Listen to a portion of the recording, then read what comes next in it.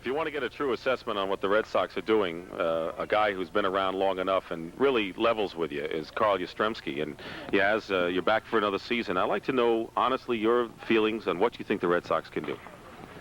Well, last year I said that the Yankees were the team to beat, and if we played excellent baseball, we'd have a chance. I think it was an exciting season. They had a little too much for us. This year I'm very optimistic. I think that by adding Torres, Drago, and Bergmeyer, along with Remy, that we now have a chance to beat the Yankees, and I'm much more optimistic that we can beat them than I was last year, and we only lost by 2 games. What about getting off to that good start? Is it important? Last year, Red Sox lost their first 4 games, but still managed to win 97. Is it important to get off to a good start, really?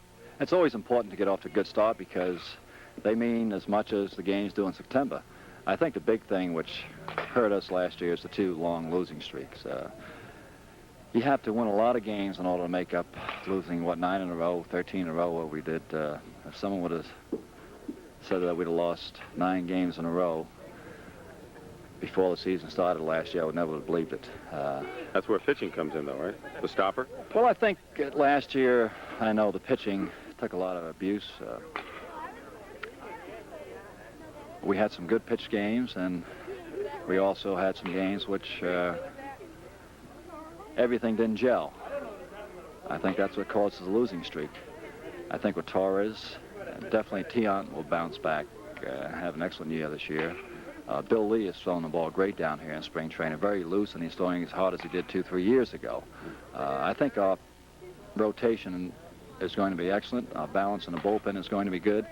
And I think the most important thing is that we will have Dwight Evans back this year. Everyone talked about the pitching last year. I think the big thing which hurt us last year was missing Dwight Evans for 2 months.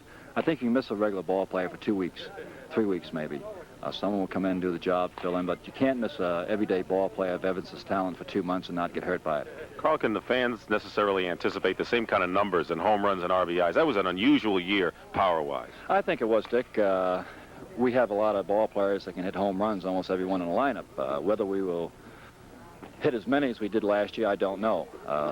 First time in 17 years at Fenway Park in April and May did I ever see the wind blow out every day.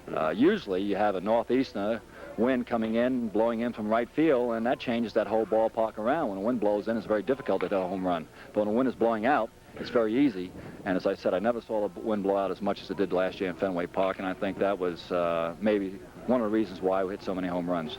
Last thing, every time you step on the field, you approach another record, and you have surpassed some of the great names in baseball. Any goals that you set for yourself? I know that the one thing you want, of course, is world championship. Anything personally? Well, I really don't think about it because I think that adds more pressure to the individual when you start worrying about hitting certain goals. I've always felt the most easiest way to relax is just to go out and try to win a ball game and help the team whatever way possible. Then all of a sudden everything seems to fall in line. When you say you're going to go out and drive in 100 runs and hit so many home runs and bat such and such an average, I think it puts too much pressure on an individual. Just try in every way possible to help the Red Sox to win, and usually your goals will fall in place.